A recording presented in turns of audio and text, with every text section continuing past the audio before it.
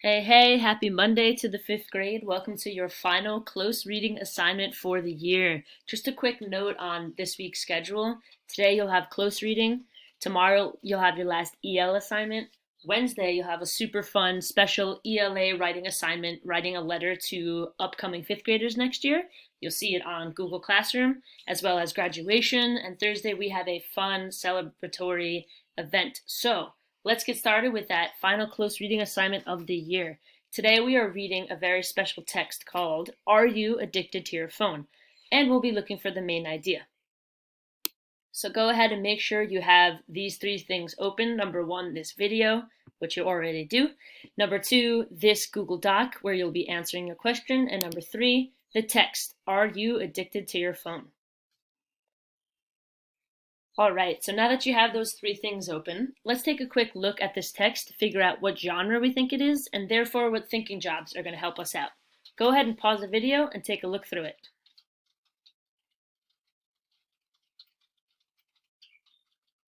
All right, so by now you probably noticed that there seems to be a lot of information in this text about a very real topic. There are definitions of real things. There are facts and text features and illustrations with information for us. We don't see many characters, dialogue. It doesn't seem like a story nor a poem.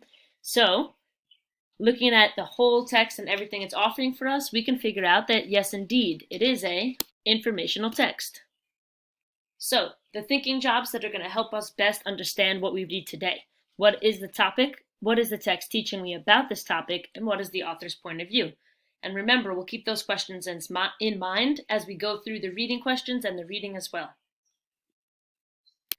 In addition to those thinking jobs, let's take a look at our transferable takeaway that's going to help us understand what we read as we go. The author selected very specific photographs and illustrations to include in this informational text, and those photos and illustrations deepened our understanding of the topic and of the author's point of view. Whenever you are reading informational texts, pay close attention to the photos and illustrations and consider why the author included them. So as we read this text today, we're going to look at all of the pictures, illustrations, and remember, illustration is like a drawing, so we have real photographs up here, and then we have illustrations to help us understand with a lot of information in it today. So we're going to pay attention to those to help us understand the deeper meaning and the author's point of view of this text. So we will be answering these Part 1 read aloud questions as we read the text together today. Let's get started. You want to stop playing a game, but need to get to a safe point first. You know you check your notifications a lot, but it's hard to quit. People say you should just put your devices down, but guess what? App and game designers want to get you hooked. Here's how they do it, and how to keep your tech from taking over. Are you addicted to your phone? Not to mention video games? Psst, they're designed to do just that. By Julie Sharper. At first, Caleb's video game habit was no big deal. He'd play for an hour or two, always after soccer practice. But then Caleb's life got more complicated. His parents split up, and when things got tense, Caleb escaped further into video games. When his mom remarried, Caleb moved halfway across the country.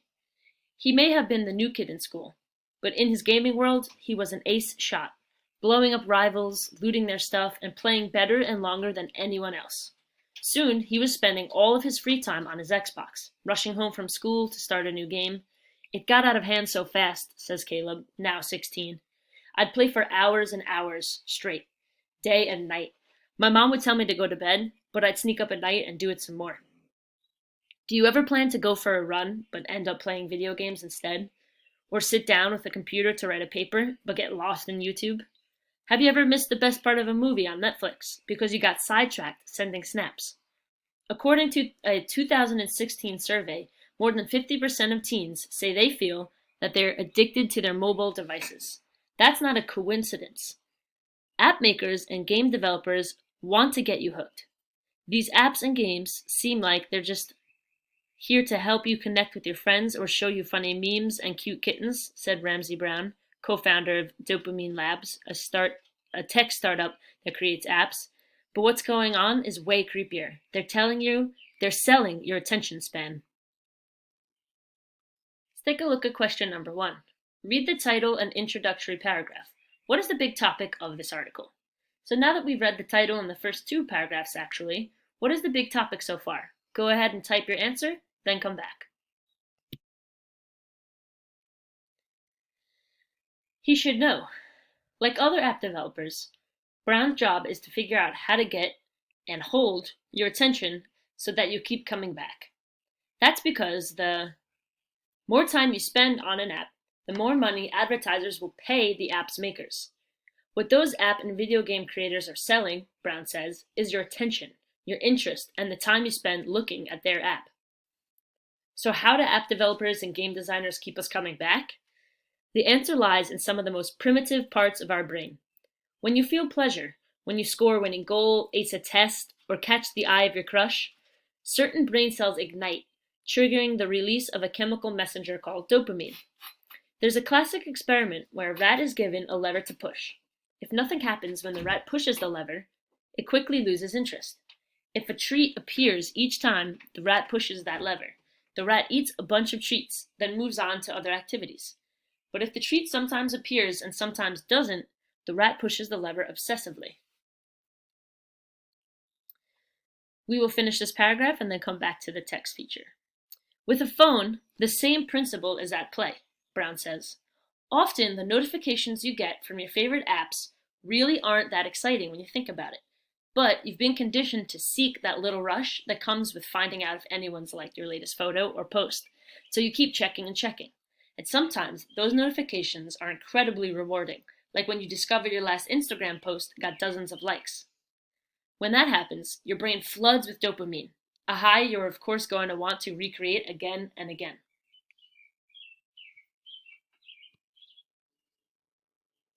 Get it under control. Social media eating up your free time? Video games playing you? Here's how to rejoin the living. 2 tips for us. Number 1, turn off notifications from apps. Look at Snapchat or Instagram when you feel like it, not every time there's an update. And set times to play video games, like 1 hour every evening. When you're done, stop and do something else. Now that we've read the first page and a bit of the second page, how does the first page develop our understanding of the big topic? What did you learn in that first page that's going to help us understand this big topic of the text? Go ahead and answer now, then press play. Boop, boop, boop, that brings us to our secret question of the day. All right, guys, so do you think that you might be addicted to your phone or your computer? Why or why not? Be completely honest. Think about it. Do you spend a lot of time on your phone, on video games, on computers, texting? Does it take away from things that you'd rather be doing instead? Think about it. Do you think you might be addicted to your phone or computer? Why or why not? Go ahead and type that answer where it says secret question on the Google Doc. On a streak. App makers and game developers are constantly tinkering with ways to get you to spend the most time with their product, Brown says. It's kind of brain hacking.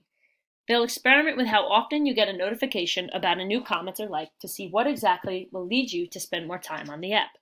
For example, some techniques are more overt, such as Snapchat streaks. If you're not familiar, Snap streaks keep you and friends in a cycle of sending snaps to each other at least once every 24 hours, or you risk losing your Snap streaks. The anxiety starts as soon as you see that hourglass emoji next to a friend's name, signaling a streak's about to run out if you don't send a snap. For example, engage with the app, just as its creators want you to, soon. Friends are ranked according to how long you've kept the streak going.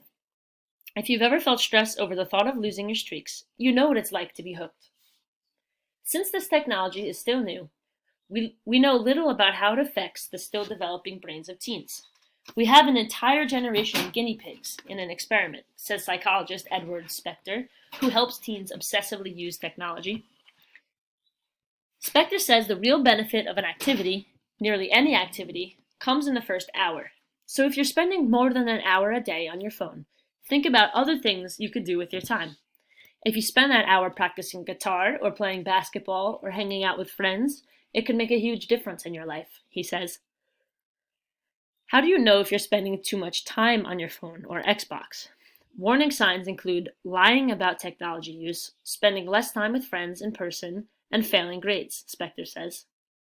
If you try to cut back on your tech use and can't, that's a sign you might benefit from a break or help from a psychologist or counselor, he adds. For some people, technology use can balloon into a serious problem. Some of Spector's patients spend so much time playing video games that they suffer physical consequences, like malnutrition or dehydration from forgetting to eat or drink.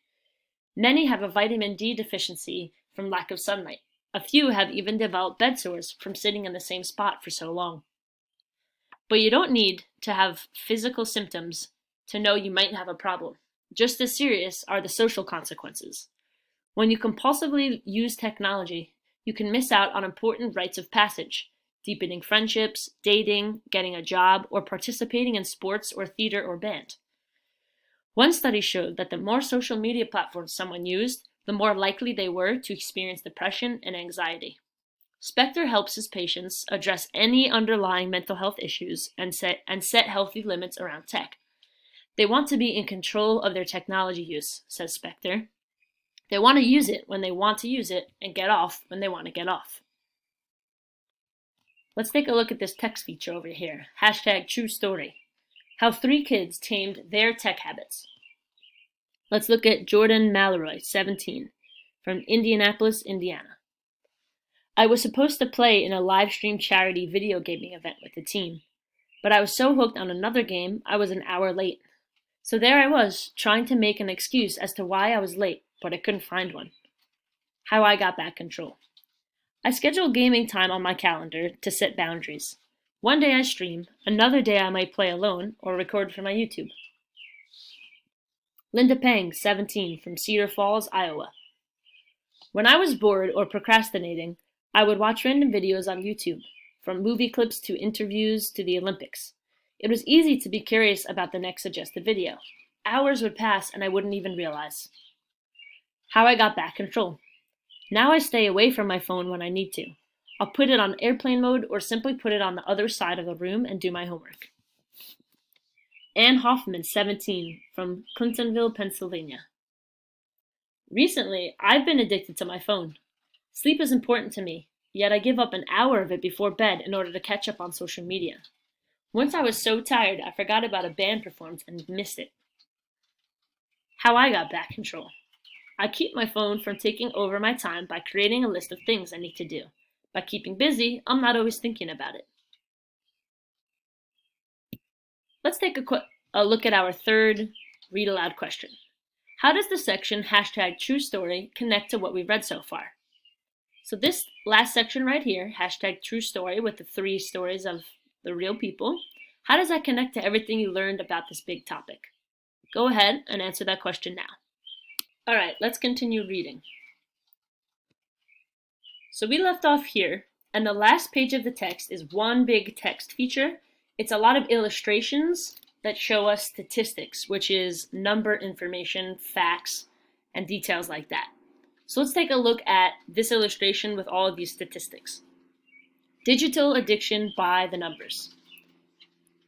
9 hours. The average teen's total screen time per day, not including homework screen time. That's more than you sleep. Average time spent every day on video games and social media. Video games for boys, 56 minutes. For girls, 7. Social media for boys, 52 minutes. For girls, 1 hour and 32 minutes. That is every day. What teens do during homework? 76% say they listen to music. 60% say text. 51% watch TV. 50% use social media. Teens spend more than 2.5 hours a day watching TV or videos, and 28 minutes a day reading.